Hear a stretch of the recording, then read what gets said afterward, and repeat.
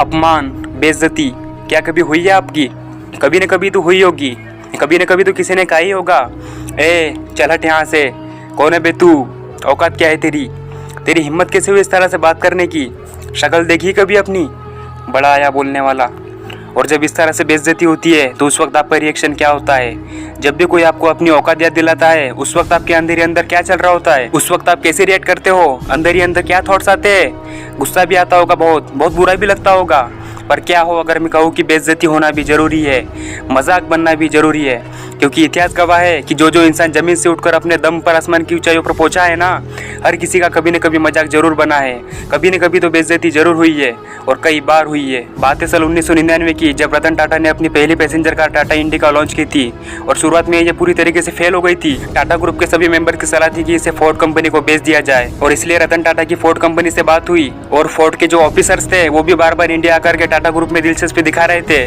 और उसके बाद रतन टाटा को अमेरिका बुलाया गया और फोर्ड के ऑफिसर के साथ रतन टाटा की बैठक हुई और उन्हें वहां पर कहा गया कि जब आपको इसके बारे में कुछ पता ही नहीं था तो आपने पैसेंजर व्हीकल में कदम ही क्यों रखा। और यही नहीं बल्कि उनसे यह भी कहा गया कि हम टाटा मोटर्स के कार बिजनेस को खरीदकर आप पर बहुत बड़ा एहसान कर रहे हैं, आप इसे एक बहुत बड़ा एहसान समझना। और रतन टाटा अपने इस अपमान को घूट कर पी गए। इस घटना ने रतन टाटा को बहुत ज्यादा उदास किया।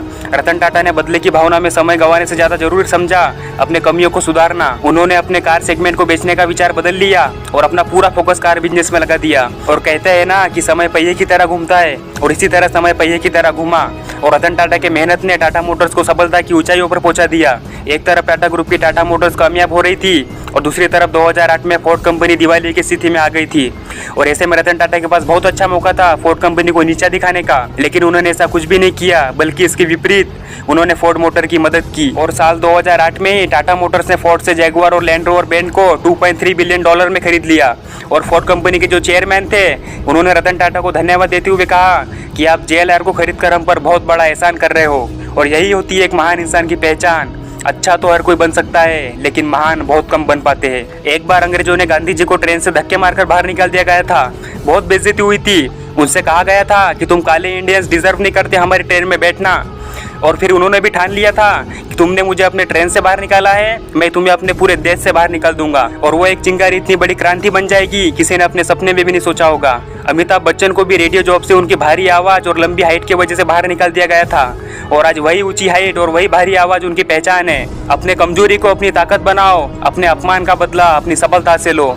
जब कोई अपमान करता है ना तो अंदर ही अंदर आग लगती है, गुस्सा भी आता है बहुत। लोग गलती ये करते हैं कि उस गुस्से को वहीं पर निकाल देते हैं, लड़ाई झगड़े करते हैं, कंप्लेंट्स करते हैं। उस गुस्से को यूज करना सीखो, अंदर दबाए रखो उसको और अपने अंदर की आग को बढ़ाते रहो, तभी बदलाव आएगा।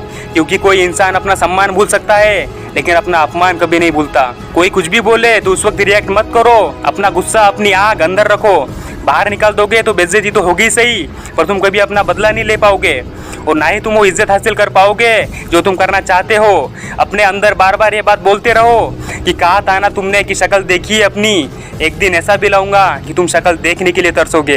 कहा था ना कि चल हट यहाँ से, कौन है बे तू, एक दिन ऐसा भी लाऊंगा कि कोई बैठा नहीं रहेगा जब मैं खड़ा रहूंगा। कहा था ना तुमने कि औकात क्या है तेरी, मेरी औकात मैं नहीं, मेरा वक्त तुम्हें बताएगा। क्योंकि जब समय का पहिया घूमता है ना तो उसमें अच्छे घूम जाते हैं। और बार बार अपने अंदर ये बात दोहराते रहो कि ठुकराया है जिन्होंने मुझे मेरा समय देखकर। वादा है मेरा कि ऐसा भी समय लाऊंगा कि मिलना पड़ेगा तुमको मुझसे मेरा समय लेकर। और जिंदगी वो नहीं है जो हमें मिलती है, बल्कि जिंदगी वो है जो हम बनाते हैं। मैं मिलूंगा आपसे ऐसी मोटिवेशनल वीडियो के साथ। तब तक के लिए जय हिंद, वंदे मातरम।